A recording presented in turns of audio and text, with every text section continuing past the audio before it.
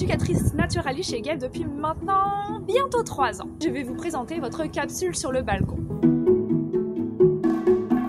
Alors de quoi est-ce qu'on va parler aujourd'hui? En fait, on va parler d'un animal que l'on retrouve beaucoup à Montréal, que l'on nomme l'écureuil gris. Comment est-ce qu'on fait pour le distinguer? Comme son nom l'indique, il a du poil gris sur le dos et il est un petit peu teinté de roux, de brun sur la face, les pattes et la queue. Son régime alimentaire est assez varié. Il va manger des noix, il va manger des graines, il va manger des fleurs, il va manger des fruits, il va même manger des petits oiseaux et même des petits œufs. Il va faire des réserves de nourriture à l'automne, donc il va cacher des petites graines. En fait, il va les enterrer sous la terre, proche des racines des arbres, puis il va juste venir les déterrer quand il va vouloir se nourrir. Il peut avoir jusqu'à 10 cachettes différentes. Alors, est-ce qu'il les retrouve toutes? Non, ça arrive qu'il en oublie, mais en tout cas, il arrive toujours à se débrouiller pour se nourrir.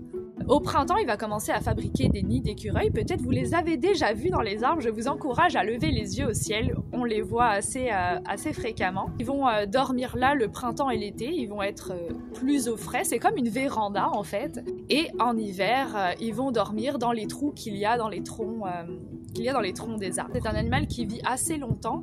Il vit entre environ 6 et 10 ans et certains individus peuvent vivre 20 ans maximum. Souvent, on distingue l'écureuil noir et l'écureuil gris, pensant que ce sont des espèces différentes. Alors en fait, non. L'écureuil noir est un écureuil gris. On appelle ça la variété mélanique. Alors, pour vous expliquer ça en plus simplifié, la mélanine, c'est quelque chose que l'on a dans le corps qui peut rendre notre peau et nos cheveux plus foncés. Moi, par exemple, j'ai les cheveux clairs, donc j'ai peu de mélanine dans le corps. Ceux qui ont les cheveux bruns, eux, ont plus de mélanine dans les corps, c'est ça qui colore leurs cheveux. Et bien, l'écureuil noir, c'est exactement pareil, c'est un écureuil gris.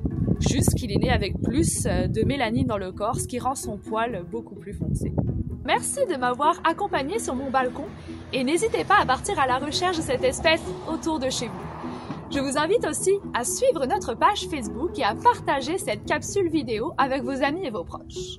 Et bien à bientôt sur votre balcon.